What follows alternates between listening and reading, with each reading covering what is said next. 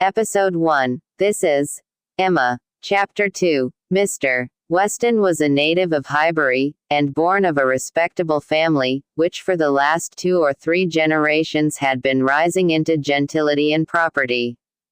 He had received a good education, but, on succeeding early in life to a small independence, had become indisposed for any of the more homely pursuits in which his brothers were engaged, and had satisfied an active, cheerful mind and social temper by entering into the militia of his county, then embodied. Captain Weston was a general favorite, and when the chances of his military life had introduced him to Miss Churchill, of a great Yorkshire family, and Miss Churchill fell in love with him, nobody was surprised, except her brother and his wife, who had never seen him, and who were full of pride and importance, which the connection would offend.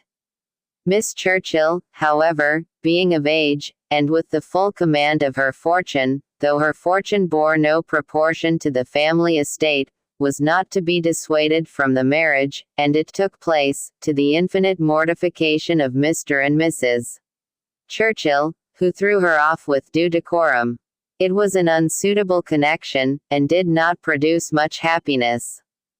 Mrs. Weston ought to have found more in it, for she had a husband whose warm heart and sweet temper made him think everything due to her in return for the great goodness of being in love with him, but though she had one sort of spirit, she had not the best. She had resolution enough to pursue her own will in spite of her brother, but not enough to refrain from unreasonable regrets at that brother's unreasonable anger, nor from missing the luxuries of her former home. They lived beyond their income, but still it was nothing in comparison of Enscombe. She did not cease to love her husband, but she wanted at once to be the wife of Captain Weston, and Miss Churchill of Enscombe. Captain Weston, who had been considered, especially by the Churchills, as making such an amazing match, was proved to have much the worst of the bargain, for when his wife died, after a 3 years' marriage, he was rather a poorer man than at first, and with a child to maintain. From the expense of the child, however, he was soon relieved. The boy had, with the additional softening claim of a lingering illness of his mother's, been the means of a sort of reconciliation, and Mr. and Mrs. Churchill, having no children of their own, nor any other young creature of equal kindred to care for, offered to take the whole charge of the little Frank soon after her decease. Some scruples and some reluctance the widow or father may be supposed to have felt, but as they were overcome by other considerations, the child was given up to the care and the wealth of the Churchills, and he had only his own comfort to seek, and his own situation to improve as he could. A complete change of life became desirable. He quitted the militia and engaged in trade, having brothers already established in a good way in London, which afforded him a favorable opening. It was a concern which brought just employment enough. He had still a small house in Highbury, where most of his leisure days were spent, and between useful occupation and the pleasures of society, the next 18 or 20 years of his life passed cheerfully away. He had, by that time, realized an easy competence, enough to secure the purchase of a little estate adjoining Highbury, which he had always longed for, enough to marry a woman as portionless even as Miss Taylor, and to live according to the wishes of his own friendly and social disposition. It was now some time since Miss Taylor had begun to influence his schemes, but as it was not the tyrannic influence of youth on youth, it had not shaken his determination of never settling till he could purchase Randalls, and the sale of Randalls was long looked forward to, but he had gone steadily on, with these objects in view, till they were accomplished. He had made his fortune, bought his house, and obtained his wife, and was beginning a new period of existence, with every probability of greater happiness than in any yet passed through. He had never been an unhappy man. His own temper had secured him from that, even in his first marriage, but his second must show him how delightful a well-judging and truly amiable woman could be, and must give him the pleasantest proof of its being a great deal better to choose than to be chosen, to excite gratitude than to feel it. He had only himself to please in his choice. His fortune was his own, for as to Frank, it was more than being tacitly brought up as his uncle's heir, it had become so avowed an adoption as to have him assume the name of Churchill on coming of age. It was most unlikely, therefore, that he should ever want his father's assistance. His father had no apprehension of it. The aunt was a capricious woman, and governed her husband entirely, but it was not in Mr. Weston's nature to imagine that any caprice could be strong enough to affect one so dear, and, as he believed, so deservedly dear. He saw his son every year in London, and was proud of him, and his fond report of him as a very fine young man had made Highbury feel a sort of pride in him too. He was looked on as sufficiently belonging to the place to make his merits and prospects a kind of common concern.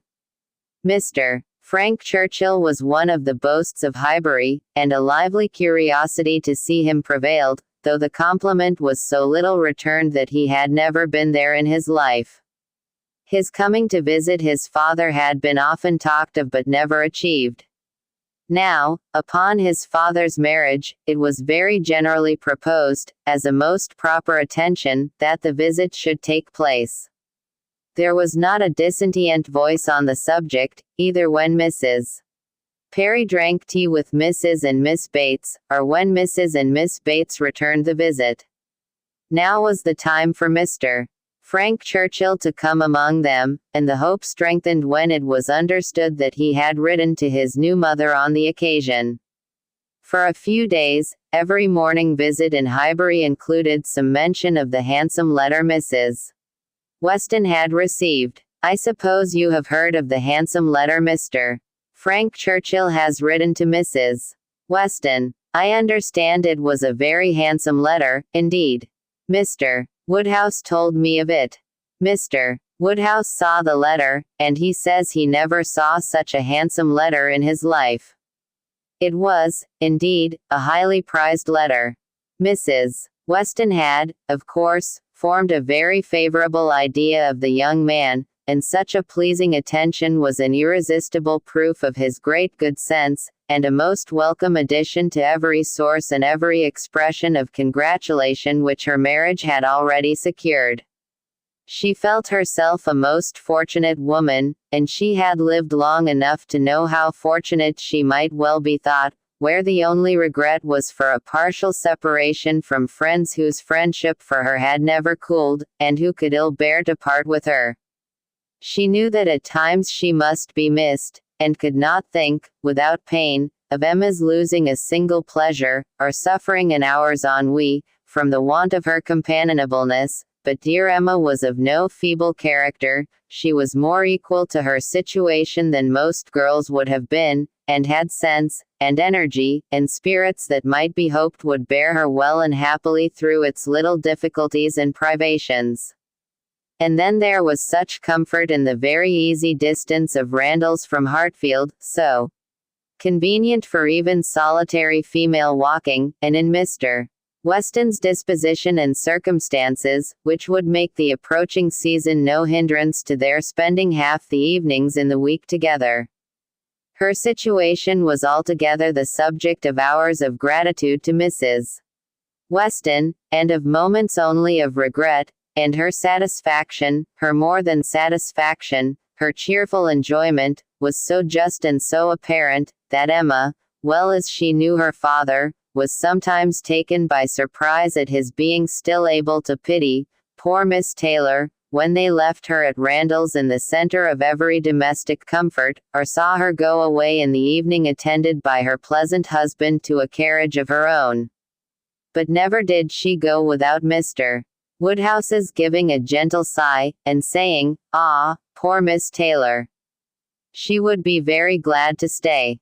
There was no recovering Miss Taylor, nor much likelihood of ceasing to pity her, but a few weeks brought some alleviation to Mr.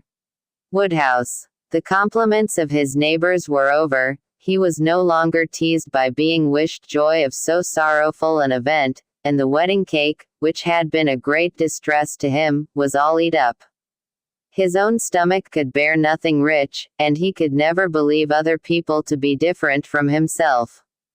What was unwholesome to him he regarded as unfit for any body, and he had, therefore, earnestly tried to dissuade them from having any wedding cake at all, and when that proved vain, as earnestly tried to prevent anybody's eating it. He had been at the pains of consulting Mr. Perry, the apothecary, on the subject.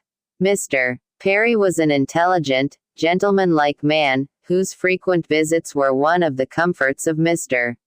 Woodhouse's life, and upon being applied to, he could not but acknowledge, though it seemed rather against the bias of inclination, that wedding cake might certainly disagree with many, perhaps with most people, unless taken moderately. With such an opinion, in confirmation of his own, Mr. Woodhouse hoped to influence every visitor of the newly married pair, but still the cake was eaten, and there was no rest for his benevolent nerves till it was all gone. There was a strange rumor in Highbury of all the little Perrys being seen with a slice of Mrs. Weston's wedding cake in their hands, but Mr. Woodhouse would never believe it.